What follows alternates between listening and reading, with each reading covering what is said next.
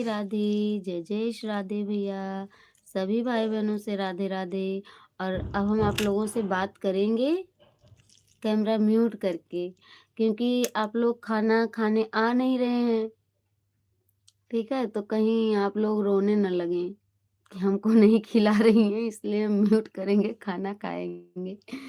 मज़ाक कर रहे हैं, नाराज़ मत होना आप लोग। लाइक कर देना जो भी भाई-बहन अभी आए हैं, और चैनल पे नए हैं तो कृपा करके आप लोग सब्सक्राइब करते रहिए और शेयर कर दिया करिए वीडियो जो भी पसंद आया करे तो। ठीक है, थैंक यू हितेश भैया, हँस रहे हैं आप, बहुत-बहुत धन्यवाद हँसने के लिए ही मैंने ऐसा बोला था। थैंक यू भैया। चिंता मत करो। नहीं, नहीं, चिंता नहीं कर रहे हैं, आ जाओ सब लोग आ जाओ। हम इसलिए मतलब हम के देखेंगे तो फिर रोएँगे कि अकेले-अकेले खा रही है बहन, मुझे नहीं बुला रही है, इसलिए हमने म्यूट कर दिया देख लो।